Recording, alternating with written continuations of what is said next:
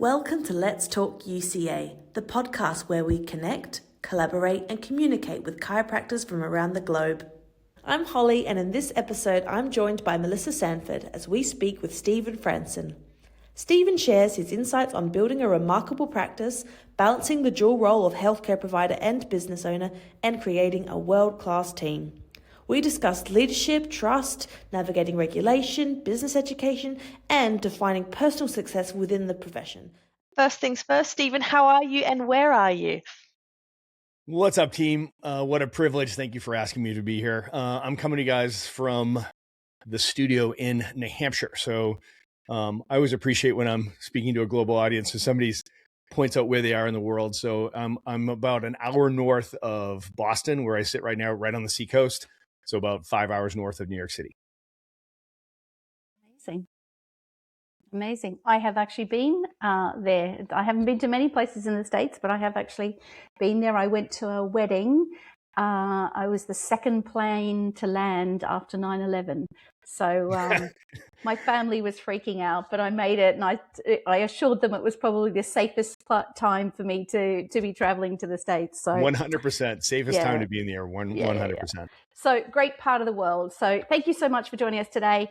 My first question for you, Stephen, is I wanted to ask you about the name you have for your business outside of being a chiropractor, called The Remarkable Practice.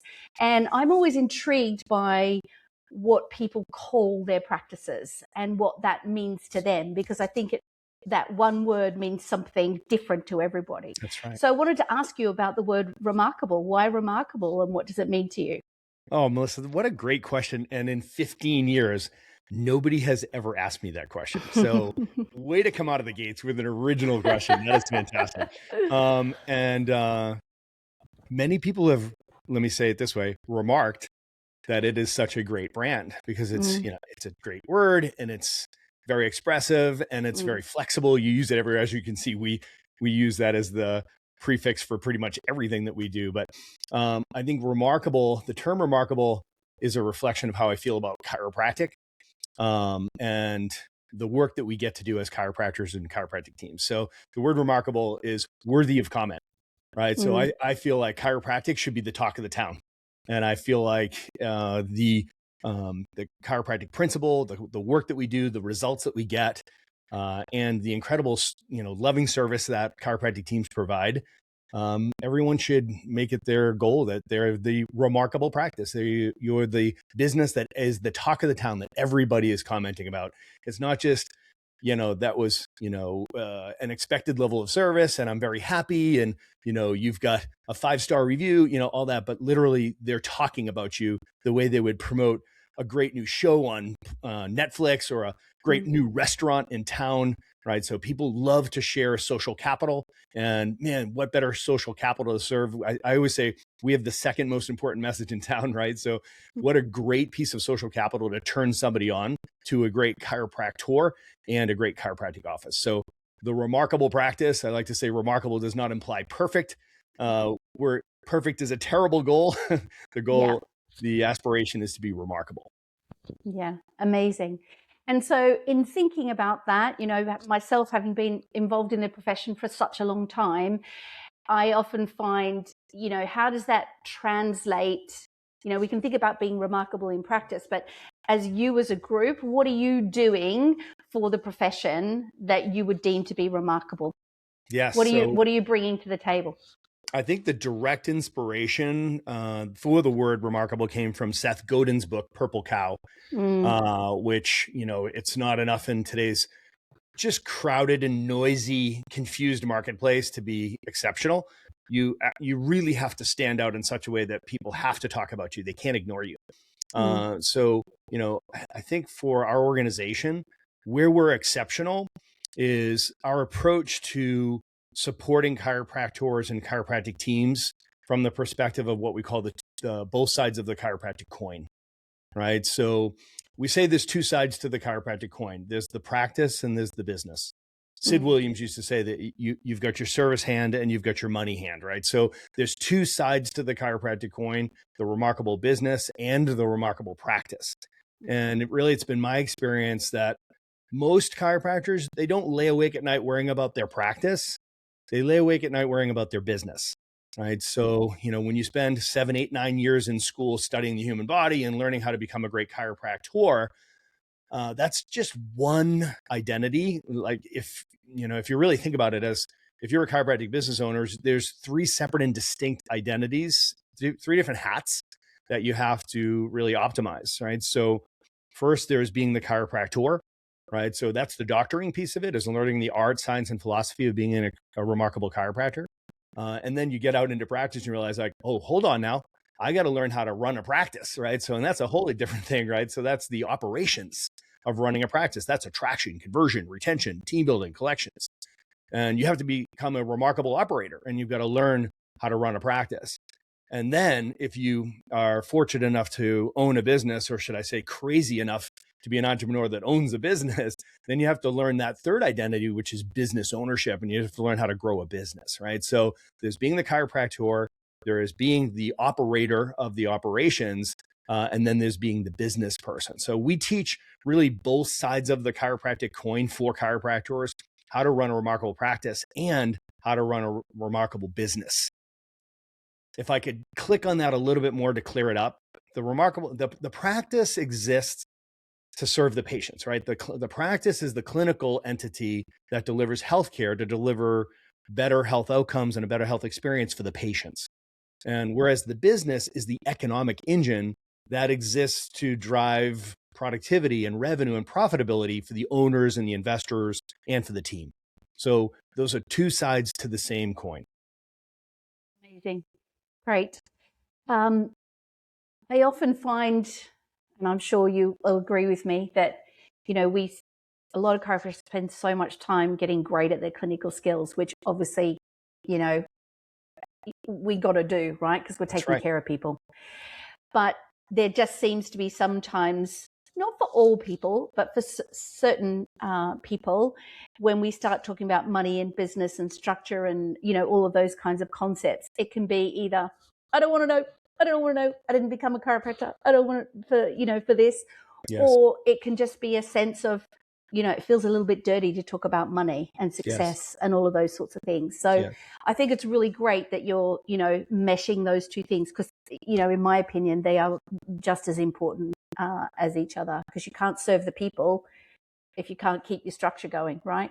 Yeah, no money, no mission, right? So no money, no mission. Love it. And at the end of the day, it's the pressure release valve on this, Melissa, is that what we teach in the Remarkable Practice is we understand that, first we operate from a premise that God only makes geniuses, right? So, and some of us are geniuses on the clinical side, and some of us are geniuses on the business side, and that's great. And at the end of the day, we're pack animals, right? And you don't have to be awesome at everything.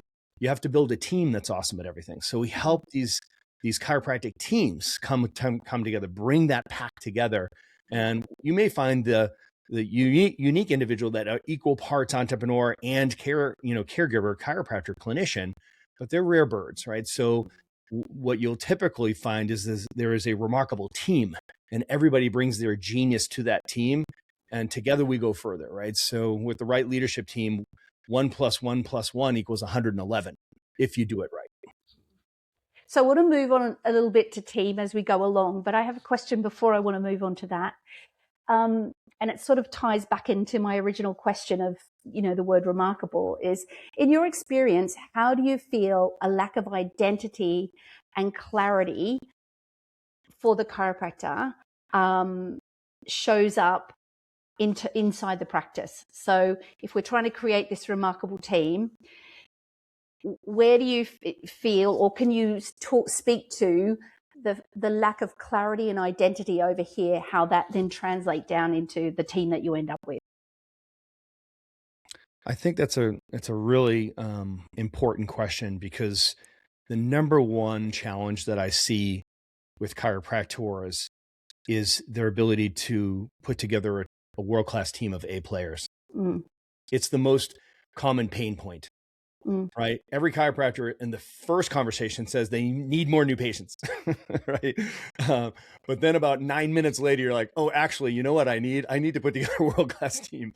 And that's really the problem behind the problem, so to speak, right? So you asked me about an identity issue, and there's a construct that we teach inside of TRP that helps. We're just talking to the practice owner right now, so I apologize for that. I don't want to leave anybody out of this conversation, but this is very much a practice owner conversation, where there's three identities, and there's an ascension that you can make, right? So there's this concept of working in the practice versus working on the practice, or working in the business and working on the business.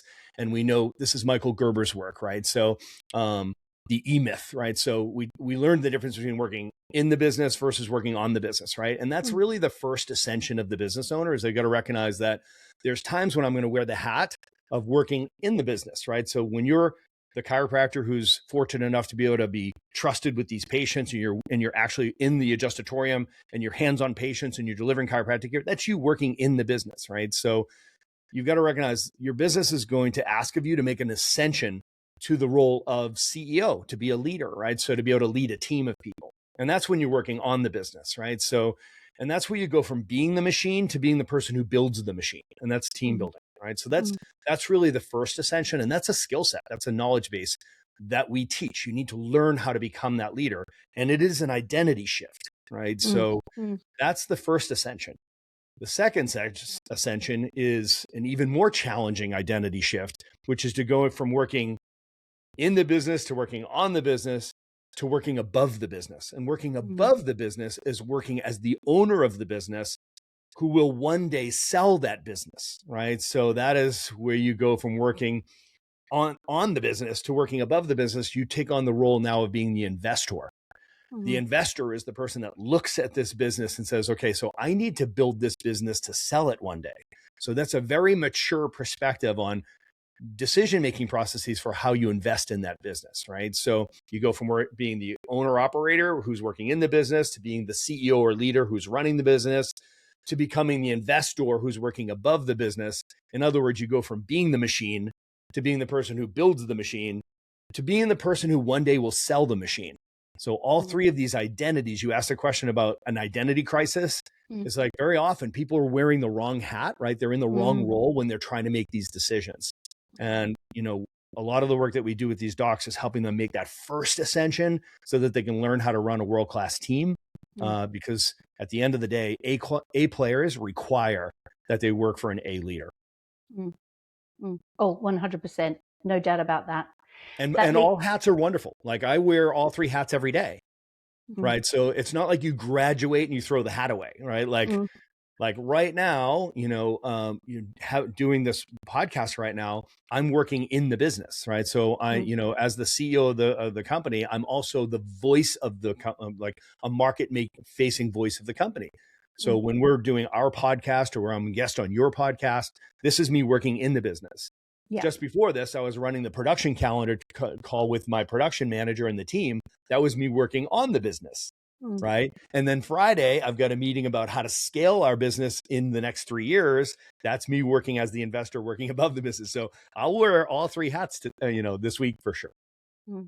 And undoubtedly, even if we just go back to the little microcosm of the practice, even within that, if you're just talking, say, about your front desk team's a cleaner, answering phone, doing social media, setting up a marketing meeting, holding a baby, the list goes on, right? So that's even within each level of that, there's also many hats that we wear within that. So we have ascensions for our team members as well, just like you're describing, from checkout CA to back office CA to office manager to COO. Those are all ascensions that, everyone on your team should see a clear path to them being able to realize their personal, professional, and financial goals inside of your practice. And we have to give them a runway to their vision story for their future. Like as leaders, our vision has to be big enough for our practice and for our team that everyone on the team's vision fits underneath the umbrella of our vision. Because if we don't give them a runway to realizing their goals, then what ends up happening is if people run out of vision, they run out of your business. Right. And that's not just your patients, it's your team members. So you've got to, people have to have a line of sight between, hey, I know I'm better off with you than without you, Franson. So I'm going to stick around and I'm going to work inside of this organization because you're actually giving me a runway to have a life that I never imagined that I could have. Yeah. Fantastic. So leading on from there, we're talking sort of, touching on leadership here. Because I see leadership not just as running your business. Leadership is, like you say, your team, but it's also really leading your patients. It's leading your community, right? 100%. And some people have those skills naturally, and some people do not. But I absolutely believe you can learn those skills. And so I just wanted you to pick maybe, in that leadership area, what do you think is one of the most important skills that chiropractors underestimate, either, learning to gain or even paying any attention to? What's a skill in there that you think is really underestimated in the chiropractic profession? So I'm going to give you two things that I think are really critical and I think will help everybody. So, there's this concept of attachment, right? So you've got to be careful what you're attached to. And I'll speak from scar tissue here. I always try to share with anybody that's listening that I'm a coach that teaches from scar tissue. In other words, I've made all the mistakes that I'm trying to tell you not to make, right? So lots of pain and failure and trial and challenge in the past, right? We learn from our victories, but we learn way more from our failures and challenges, right? So I know that as a young practitioner, I struggled with the need to be liked by everybody, right? So I knew that I could, I can win people over. I have woo in my makeup, right? I'll win others over. And that works to a point. Like you can win others over for a while. And I really had just an unhealthy attachment to being liked. And I wanted my team to like me. I wanted all the patients to like me. So, frankly, you get to a point where you just realize that's a terrible place to lead from. Right. So, and you can't just stop doing it. Right. So you have to yank up the anchor, like whatever you're attached to, and you need to plant that anchor somewhere else. And for me, what I recognized was what I was really attached to was outcomes. Right? I just wanted them to get better health outcomes. Right. So I was like, I'm just going to be attached to doing my best work. Like that was for me, I was like, that's what I'm going to become attached to, is like, did I do my best work for that person? Right. So what I learned was what it came down to is they didn't have to like me. They had to trust me. So I was really attached to making sure that I established trust. If you trust me. So what I found was if they trust you as a doctor, they'll follow your recommendations. If they follow your recommendations, they're going to get the results that they're looking for, and then they're going to love you. So instead of being attached to being liked, be attached to being trusted. And once they trust you, that's when you're going to do your best work. And that's when you're going to have an incredible influence on your community. And I think it's just such a healthier place to lead from. It's interesting you say that, because I was having a conversation today with the CA, and I said, one of the things I think, this is from a patient's point of view anyway, when they come to you for the first time, that little voice in their head is, do I trust this person? That's right. And the second thing I think they're asking is, can they help me? Because really that's why they're there. They want you to help them. That's right. So the trust is so important. It's so important, like you say, for that doctor-patient relationship, for the team relationship, from the leadership point of view. It's just key, isn't it? So you said something that I don't want to make sure I don't want to miss it, because this is how we can equip people. This is how we really help people, is you said the exact right word. This is a skill. Like leadership is a skill. There's lots of flavors of leadership, right? So like I said, God only makes geniuses. And there's lots of flavors of leadership, different types of leaders, right? So you can have relational leaders, you can have transactional leaders, you can have transformational leaders. There's all kinds of leaders, right? So you can learn the skill of leadership. Like, well, how do I get people to trust me? Well, there's proven, behavioral psychology has proven there's ways to increase trust. And this is so incredibly important that you learn the skill set. And, it has to be a genuine approach. You have to, this can't be contrived. It can't be disingenuous. You have to have a genuine desire to establish trust with somebody. Otherwise you're manipulating, right? So if you show up and you're like, okay, so I know that every single patient that ever comes into any of our offices, they're only looking for two things. They want connection and direction. That's it. That's all. That's what it all boils down to, right? So when I say connection, what I mean is an empathetic connection. They want an empathetic connection. Okay. And once you make an empathetic connection, then they're ready to hear your direction. Right. So, if you understand that there's a trust continuum, it's not binary. I trust you. I don't trust you. It's more of a continuum. Right. So, and when people walk into the office, on the far right-hand side of the continuum is I trust you. And the far left-hand side of the continuum is I distrust you. And the center point, neutral, is I don't trust you yet. But I want to. That's why I'm here. You get it? Like 0 is I don't trust you yet, but I'm available for you to earn my trust. Does that make sense when I say that? 100%. There's a consciousness of you like walk into a room and it's like, they're at 0. I need to get to, they trust me as fast as possible. So you can't leave this to chance. It's too hard or it takes too long. And it's too easy to totally disrupt their trust and end up on the wrong side of that continuum, right? So when you walk in that room and you recognize like they're starting at midpoint 0, they don't trust me yet, but they want to. Your objective is, I want them to feel heard. Like once a person feels heard, that empathetic connection, then they're ready to trust and move forward and hear your direction, right? So step 1, connection, empathetic connection. You have got to make that person feel heard. In other words, it's not about you teaching, it's about you asking. You got to be asking a very specific series of questions so you can get people's story. Once you get their story, now a person feels heard. And if you understand what I think my problem is, how it's affecting my life, and what I'm trying to accomplish, now you get my story. If you understand my story, guess what happens? You become a candidate to potentially have a solution for me. But if we have the hubris to walk in there as principled chiropractors who know all the answers and I already know what you need, like I used to suck at this. I'm like, give me my scope, give me my hands. I need an x-ray. Everybody does better with less nerve interference. Let's get to work. I don't need to hear your story. I don't need to know about all your trauma history. I don't need to know you're allergic to cats. I don't need to know any of this stuff, right? But what I recognized was that was based on my philosophy, and that was based on my experience, not theirs. So you got to slow down to speed up here. You've got to ask a very specific series of questions, establish that empathetic connection.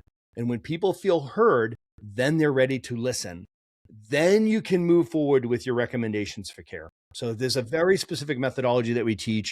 So you're right, Melissa, this is a skill. And once you learn it, you'll watch people change right in front of you. And now you're talking to a person who is ready to listen, as opposed to that person who's just sitting there while you're telling them everything they never wanted to know about chiropractic. And 100%, right? Yeah. Listen, I'm married to a chiropractor, but I'm not joking. Yeah, right. I need a big hug. I've been married to 2, so I need an even bigger one. But I often think back to the time when I first, heard about chiropractic. Not because I was a patient or any of those things. I met one, right? So you're just in the gang and you start getting adjusted. You don't really know why, and it's all the blah blah blah blah blah blah blah blah blah blah blah blah. It's like, and my first thing is this a cult? So if I'm thinking that with somebody that I love, what the heck is a patient thinking, right? Yeah. So I know we don't have all day. We could talk all day about this, but I always like to leave people with a little nugget. So I love the fact that you've mentioned the questions, because I 100% agree with you. I think it's the greatest skill we can learn is to ask great questions. But if you were to had only one question you could ask a patient, what would it be? To build that trust.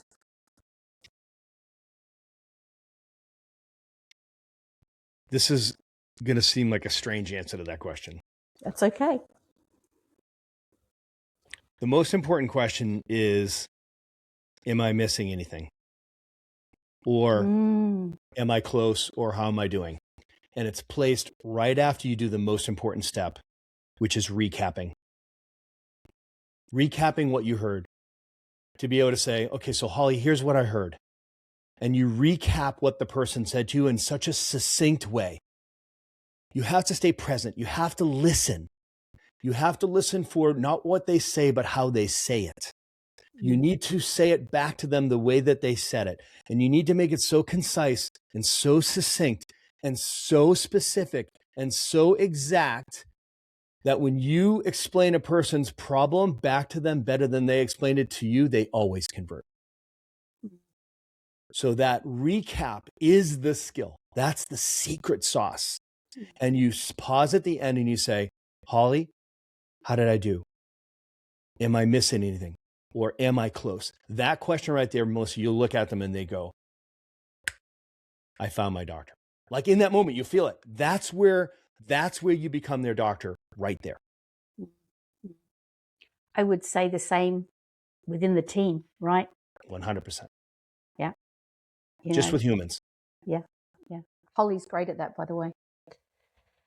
Okay, so let's sort of change gears slightly, and so we make sure we like you said at the beginning, we don't just want to be talking to business owners. We're talking to everybody. So, and by the way, I'll come back whenever you guys want. And we've got so many wonderful coaches. If you guys like this conversation, we can talk about associates. We can talk about office managers. We can talk about our CAs. We can talk about launch, build, or scale and of your practice, exiting, like you guys name it. Like, just throw a topic out and we're happy to come and, invite us to the party. We'll come. Yeah. You hear that, people? We're going to have a part 2, part 3, part 4. We'll have a whole series, the Stephen 100%. Series. That is amazing. So what do you think distinguishes a high-performing chiropractic team from those that are really perpetually stuck in just being busy? Alignment. That goes a little bit back to having clarity, right? 100%. Knowing who you are, all of those sorts of things. Alignment. 100%. I love it. Yeah, we're very sensitive in the Remarkable Practice. You'll hear us open every talk. I did it in the UK when we were over there. I always start where I talk about success, because I'll say what the world needs now is chiropractic. And what chiropractic needs right now is more successful chiropractors, right? And I'm very sensitive around that word success, because that's a highly personal thing, right? So my pastor said something once that was just exactly what I needed to hear at the exact right time, which was, be really careful how you define success, because you're going to spend a lifetime pursuing it. And I think it's just such a personal thing. And it's so important that we help people do the hard work of unearthing what success means to them, right? So, and success should be an expression of your core values, right? So, like, what's most important to you? So, like I said, it's unearthed, right? So you've got to imagine that it's inside out, right? Like, you've got to get in there and do the work, right? So what we will tell people is where success lives, right? So I won't tell you what success looks like for you, but I will tell you where success lives, like where it lives in a sustainable way. Right. And that's when you enjoy alignment. Again, that word is alignment, right? God is good. The word is alignment for success. He loves chiropractic, right? Alignment, right? So alignment between three things: your core values, your vision story, and your behaviors. Okay. So core values, what's most important here in this practice, in this business? What are your core values? What's most important here? The vision story, which is, what does success look like to us? Where are we going 3 years from now? Where do we need to be 1 year from now, right? Based on where we are now. That's the vision story. This is where we're going. And then the third one, which is the tricky one, which is your behaviors, which is how we as a business, as a practice, as a team, how do we choose to invest our 4 limited resources of time, energy, focus, and money? That's the tough one, right? So once you experience alignment between those 3 things, that's where you have ease. That's where you have harmony. That's where you have prosperity. That's where you have health, right? That's where success lives. Wherever you have misalignment, right? Wherever you have subluxation between those 3, that's where you have stress. That's where you have dis-ease. That's where you have breakdown, right? So, and if there's any contradiction, I love what Patchen Tempo says about this. Contradiction leads to destruction, and the degree of the destruction is a reflection of the degree of the contradiction, right? So when you line up the core values, what's most important here as a practice, with our vision story, which is where are we going as a practice, what success looks like to us, and our behaviors reflect that and we're aligned, that's where we experience success. So when teams get aligned, we get along. And when there's that misalignment, either through lack of clarity, right? So I don't even know what success looks like. I don't know what our core values are, right? Or you're you have the wrong people in the bus, right? So if you don't share our core values and our vision story, you ain't going to fit in here. Right? So it's like core values of the bouncer of the business, right? They decide who gets in the club, who doesn't get in the club, who gets thrown out of the club, right? So, and you've got to make sure that you're aligned with personal, professional, and financial goals as well, right? So you've got to make sure you get the money right with your team. And a big part of our alignment is making sure that everybody sees that when the tide comes in, all boats rise. And that's like the secret that most business owners completely screw up or miss, is that you've got to create an environment where everybody knows they're better off with you than without you. And once you establish that, the purpose of compensation is to energize a relationship, right? So if you're missing that energy, that spark, that growth in your practice, check yourself, because I bet there's a misalignment with how you're investing the resources of time, energy, focus, and money. Great answer. I love it. Love it, love it, love it. And I've got a gazillion questions popping in my head about that, but I am very keen to ask this next question, which is slightly changing gears, but I think it's really, really important. Because I think in the way that we run our, if we just talk about the business of chiropractic for a minute, if you are working and operating in a regulated country, there's always some rules we've got to follow, right? Yeah. So we don't have, say, I don't know, if you're in an unregulated country, you can just open up shop and do what the heck you like, and, no one's watching over you. But in the UK, we are regulated, and, there is some fear around kind of businessy stuff, if you like, as a result of the regulator. Often that's misinformation, because people don't learn their code correctly. Yeah. And know how to apply the principles of the business to the code. So with sort of that, how do you feel that the fear of regulation, criticism for the general public, or, let's just say other professions, or being generally misunderstood, have changed the way that chiropractors talk about what they do? Question. It is. That's a heavy question as well, too. It is a heavy question, yeah. And we can. But I'm very happy to answer it. Yeah. Because I think it's important. If that's the question behind the question, right? So, at the end of the day, your attraction is a reflection of your certainty. Okay, and your conversion will be a reflection of your conviction, and your retention is a reflection of your clarity. Right. So when we look at the undercurrent, what's going on in the minds and the belief systems of our chiropractors, it's really, and the chiropractic teams, frankly, we cannot be operating from a place of fear. Right. So, and with all due respect, right. So I want to recognize that there are regulatory elements that absolutely we have to stay inside of the confines of those regulations. Right. So I'm not a radical that says, it's just like, let it fly, we'll let the cards land where they land. So I'm not like that at all. My number 2 core value is peace of mind, right? So freedom, peace of mind, abundance. Those are my top 3. And when I say mine, I mean my beautiful wife, Dr. Camilla, and I. Those are our family core values: freedom, peace of mind, and abundance. So I would never compromise my peace of mind if I felt like I was coloring outside the lines. So you said it best. You have to know where the lines are and really be knowledgeable and fluent and feel like you've got a good resource for that and stay current, right? So that's one thing.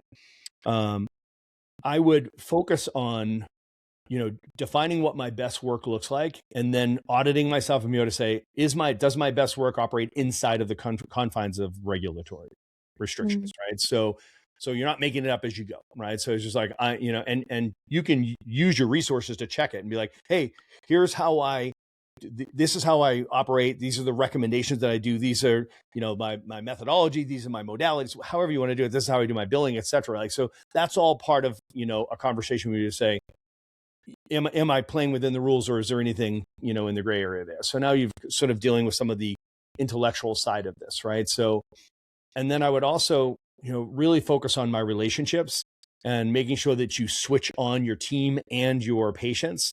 Because when you have passionate, on purpose, switched on, inside out patients, right, they're going to be the ones that build the practice for you, right? So they're going to, the classic expression, they're going to stay, pay, and refer, right? So it's like, at the end of the day, you want to make sure that you've got raving fans, and that's the remarkable practice, right? So you've got a tribe of people that are raving fans of your practice. That's almost always the essence of a really successful practice, right? So, and then as far as the, what your peers and fear about the community and what have you, it's like, at the end of the day, it's like, I don't pay attention to the commentary of anybody that I wouldn't ask for advice. Right. So if I don't want to emulate you, if I don't admire you, the way you walk out your life, whether it's personally or professionally, or the results that you're getting, I'm not going to ask you for advice. So why should I give any weight to your opinion? Right. So that's not arrogance. It's freeing. And I want to protect my certainty and my conviction. And I know that God's got an appointment on my life, and I'm just committed to doing my best work. And my best work looks a lot like this: educating and adjusting as many families as possible back towards optimal health through natural chiropractic care. So if I focus on telling the truth, the whole truth, and nothing but the truth, and delivering on clinical excellence, I have no worries. I love that. The whole truth and nothing but the truth. I've just been on jury duty, so you just took me straight back to the courts. Exactly right. That's exactly right. And I want to if I could put a commercial in for the Chiropractic Defense Council. So you guys probably know the CDC. Yes, I do. So I have the opportunity to be chairman of the board of One Chiropractic, and CDC is one of our initiatives. That I started the CDC with Baron Hoig 3 months before COVID. So we thought we were going to be defending the rights of chiropractors to take x-rays in Canada and adjust children in Australia. Those were the fights we were getting ready for. And then God's sense of humor was COVID and all the mandates. And immediately we knew that we had to have boots on the ground legal teams that were teched up and spooled up and ready to defend the rights of the practicing chiropractor around the world. And we've done that, right? So beautifully. We're like 650 cases in undefeated, right? And it's been amazing. But that CDC, that Chiropractic Defense Council, every chiropractor should support the CDC. It's $33 a month. And it's one of the largest organizations in chiropractic now. It has one job. It has one singular purpose: to defend the rights of the practicing chiropractor. So no one's encroaching on the rights of the UK chiropractor to practice inside the confines of their license, right? So that's why we have that in play, so that so chiropractors know somebody's got their back legally. Somebody has their back. And if they're a resource, if anybody ever wants to reach out to the CDC to learn more, Chiropractic Defense Council, Baron Hoig is the director, and he's done yeoman's work to build that organization.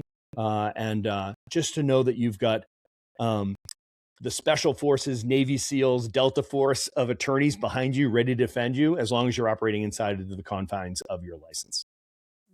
Amazing. Sorry, my dog was just about to bark then, so I got trying to wave at her. If I looked a bit odd there, I'm waving at my dog. How do you see the role of business education evolving for chiropractors over the next decade? Oh, we're going to go totally next level with it, right? So we have the Chiropractic Business School, right? With, as I've explained to you, we teach both sides of the chiropractic coin. So it's an opportunity for chiropractors to take something that at this point has always been a headwind, right? There's a resistance, a headwind, because chiropractors just don't have fundamental business education. And it's gone from a headwind to now a tailwind once chiropractors really learn and appreciate how to run a business, so that they can make a greater profit, so that they can turn around and invest in themselves with development and coaching. They can invest in building out their team, so they have the expert that they need. They can invest in bringing the best care through technology and equipment and the environment, and also marketing and outreach, right? So we can really increase our reach and our impact.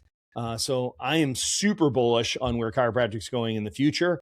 We're seeing our practices grow like crazy, having best months and best years ever, as they become more and more confident around something that they really lacked confidence, right? So at the end of the day, there's the practice and then there's the business, right? And you have to have a healthy practice and a healthy business to really reach your potential. And I would make the argument that there's lots of healthy practices out there that are unhealthy businesses. And frankly, there's healthy businesses out there that are unhealthy practices. And unfortunately, there's too many unhealthy practices and unhealthy businesses. And it's magic when you see somebody achieve both a healthy practice and a healthy business when they get both sides of that coin right. 1 + 1 = 11. Amazing. The next question I have for you is really directed at students.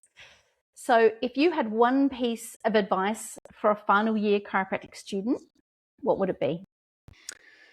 Well, I'm going to slide in another commercial on you, right? So, let me say it this way. If you like this conversation about business, make sure you come to our remarkable business immersion that we're having in Phoenix in March. So in the United States, we're teaching this immersion. It's a 3-day affair, March 5th, 6th, and 7th in Phoenix, Arizona. It's the first of our 2 immersions. One of them is a remarkable business immersion, and our second immersion is the remarkable practice immersion, and that's in October. And so we teach them both in the US as well as in Australia. I think for this audience, I think the US is probably the one that makes the most sense to them, but you can go onto our website and look under events, go to the Remarkable Practice website. I'm sure we'll have that link here, but go to the events page and you'll see all of our events. But I would love to have a UK presence there. Oh my gosh, we're excited about the work we're doing there now. So we're going to give away a ticket here, right? So we told you guys we'd give away a golden ticket. So this is a $1,500 ticket for this event. So listen up, guys. The first person that goes to my Instagram page, so Dr. Stephen Franson on Instagram, that's my tag, Dr. Stephen Franson. We'll put that in the show notes as well. The first person to write remarkable business in the DMs, just DM me. We're going to give you a golden ticket, so a free ticket. Otherwise, we'll get you the information to figure out how to register you and your team. Students need to be learning this now.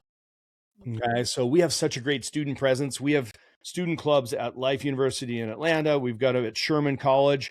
We're now planning one at Life West. I'm actually going out there next Friday, speaking at Life West. We have one at ACC, one at New Zealand, and they're growing up everywhere. We have such a great student presence at our immersions now. It's fantastic. Those club members, all the students come and they work as part of our team. So we hook them up. We have them there. Everybody's in the matching t-shirts. And they work with registration and helping like escort everybody around. But you'll see 50, 60 students in, we have 600, 700 people at our events, and you'll see 50 or 60 students, and they're so excited, right? They've got we call it the chiropractic heart on, right? So they've got the chiropractic heart on, and they're like running around, so excited to be there. They're learning everything up. All the doctors are all speaking into them and getting them excited about the career ahead of them. So we've got a real heart for students.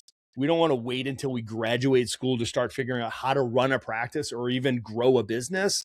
So we're speaking to them early so that they're operating with that consciousness of, I've got these identities in front of me. And man, it's amazing seeing how they come out of school and they're just like rearing to go and ready to go and so excited about the future. Yeah, amazing. I feel the same way about students. I think it's just so important, and particularly having them at events where there are already fully fledged chiropractors. That's right. And they're looking up, it's a beautiful thing to watch. The glimpse into the future. Yes, adjusting for the future for sure. Okay, we're going to start to wrap things up a little bit here. So I've got a couple of quick questions for you. Yes. The first one is, dinner for 5. Who are your 4 ideal guests, alive or dead? Oh my gosh, are you serious? Yeah. Okay. Gotta have Jesus at the head of the table. You're not the first to say that. On anyone listening who's watched our other podcasts, you're not the first to have Jesus at the table. Jeez, I hope not. I would have BJ. BJ Palmer for sure. I would have Elon Musk. I would have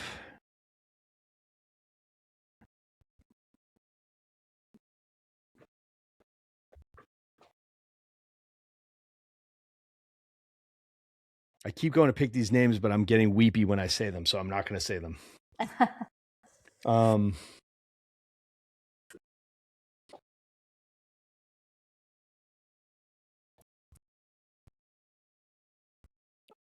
I'm a big U2 fan, so I would have to have Bono at the table.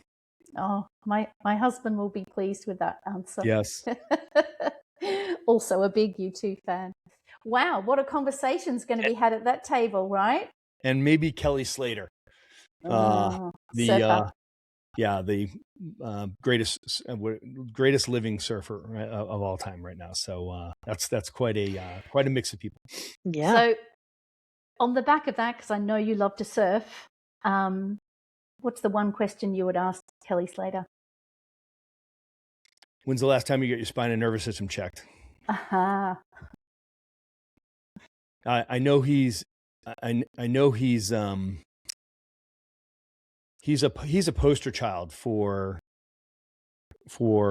health and wellness from the perspective of longevity as an athlete, right? So, and I know that he gets adjusted regularly. I know his chiropractor.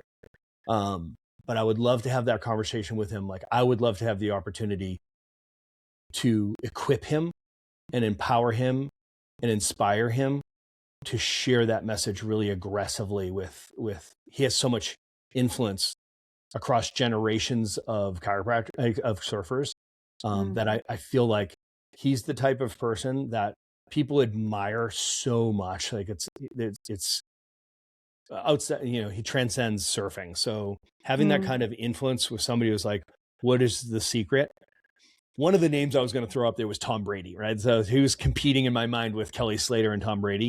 And the other one I was going to say was my grandmother. So that was one I was going to get meepy around. Yeah. They're special people, right? Yeah. I've already got my grandma name picked out, and none of my kids are pregnant yet. I can't wait. I'm going to be G Daddy. What are you going to be? I'm going to be gorgeous. That's great. That's G Daddy and gorgeous. I'm currently practicing on a friend of mine. We're going to get t-shirts made, kid. Yeah. Can't wait. I'm not quite sure my kids are on board, but hey, you'll go by George. Everybody's up. Okay, so if you could be remembered for one thing, Stephen, what would that be? Being a great dad. Great answer. And last question. The last question that we ask all of our podcast guests is, finish this sentence. Chiropractic is remarkable.